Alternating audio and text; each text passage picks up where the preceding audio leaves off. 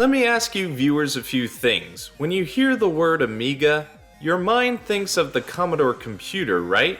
I don't have one of those at the moment. This C64 is a stand-in.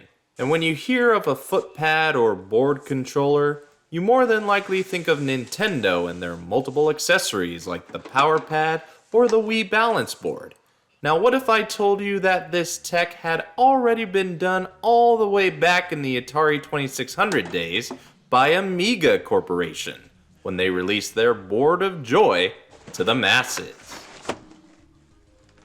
This is the Amiga Joyboard, a balance board accessory for the Atari video computer system. Unfortunately, this is one of those boxes that have suffered a lot in its time, but we're still able to make out the wonder of this power body controller that puts you in the game. Also got a game included. That's when you know they're trying when there's software packed in. Other parts of this box, like the flaps, haven't had it easy. While they tell you most of the same thing, one of them has been ripped off, taking a little bit of the front with it. The back has been more fortunate, still able to show all the capabilities of this new tech, along with a couple of its games, not just the pack-in. It's interesting to see the Amiga logo on anything but computers. Turns out this was a byproduct for them to raise money on the Lorraine project they were working on at the time. But hey, at least they were dedicated to the science of fun. It's sometimes tiring to say all these company slogans and jargon, so let's put the box aside so we can get a better look at the Joyboard itself. This piece of black plastic looks more like a scale if I were an idiot, but I know better as an intellectual. This is Amiga's Joyboard, as this sticker points out. They also label this as part of the power system, which I'm guessing was their branding for their Atari products, taking the same approach Nintendo would use a couple years later. The cable for the Joyboard is connected here, but there's also a port for the regular joystick. I almost thought we were going to have a Rollin' Rocker resemblance here, but Amiga thought of this differently. The purpose for it, since they thought this thing would always be out on your floor, would be you could plug your joystick in here as a go-around when you're not using the Joyboard. I'm gonna go on record and predict nobody, and I mean nobody, did that. Besides me, who tried it out to make sure it worked, but before that, nobody.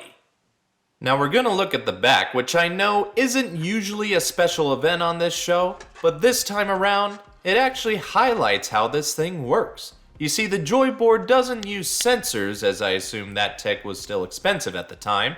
Instead, it's slightly elevated from underneath, and this circular disc acts like the joystick, so the Joyboard very much does the same thing the Rollin' Rocker sets out to do. That being to emulate the control scheme of the console's directional input for your feet.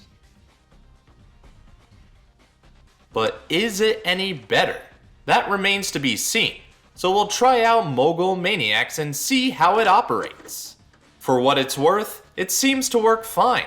I'm able to go in the direction I lean towards, though I'm not sure if it's registering my forward or backward leaning.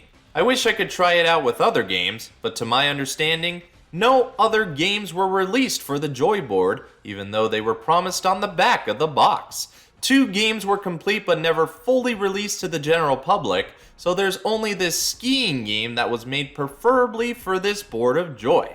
But you could try playing other games and see how they operate, then you can put that joystick port to good use. I'm primarily using my hands as the Joyboard can only take so many pounds, and I'm a big kid when I stand up.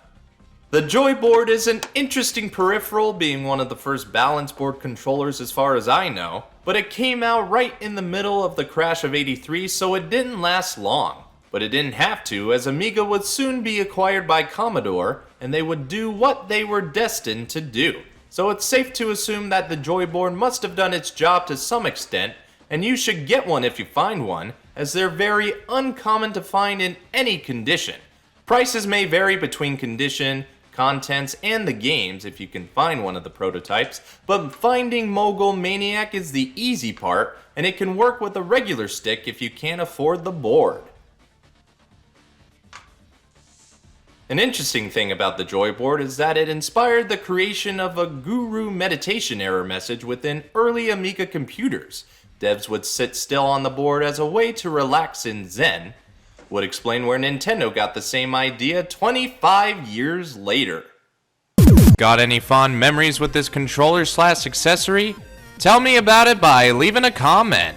If you like what you see, be sure to leave a like. If you think others would like this, share the video around. And if you want to see more, hit that subscribe button pronto. This is BrianTheBlue, and I'll see you later.